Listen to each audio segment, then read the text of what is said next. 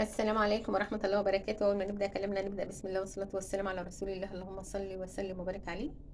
وفري ودبري. الأكل ده من امبارح عندي كان ورق عنب حشيه. تمام تمام. بألف هنا وشفا. اللحمة اتاكلت. الأكل ده ما يترميش طبعا، نعمة ربنا حلوة، ربنا يديمها نعمة يا رب ويحفظها من الزوال، اللهم آمين يا رب العالمين. عشان حرام اللي يرمي حاجة.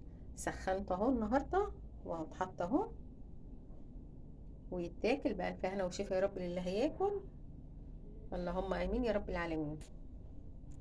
مع طماطم مخلله برضو من امبارح بعد ما اللي فاض، بحط يعني ايه من العلبه واللي فاض عندي في العلبه رحت اهم مفضياهم في الطبق ويتاكلوا تمام كده. وحبه مخلل سريع، ده المخلل البصل ده اسمه المخلل السريع يا جماعه، سهل وجميل في عمايله. 3 بصلات عملتهم وحطيت وخلص حتى البرطمان اهو، بسم الله ما شاء الله بالهنا والشفا للي كل. 3 بصلات كبار كده، من اللي هو الاحمر الابيض لا احمر، على كوبايه خل ناقصه معلقه،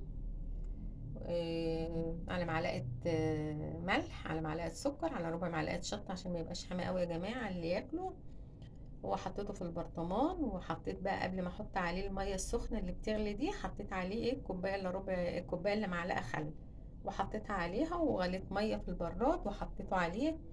وقفلت البراد قفله وقفلت البرطمان قفله حلوه.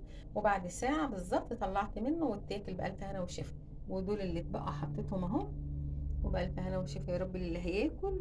ووفري ودبري، حرام الاكل لما يترمي، نعمه ربنا كلها حلوه طالما الاكل بيستهدى.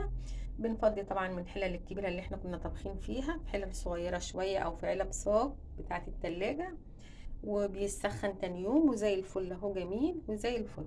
ما تترميش حرام، نعمة ربنا حلوة، صون النعمة تصونك. يلا بألف هنا وشفا يا رب للي هياكل، واترككم في رعاية الله وأمنه، والسلام عليكم ورحمة الله وبركاته.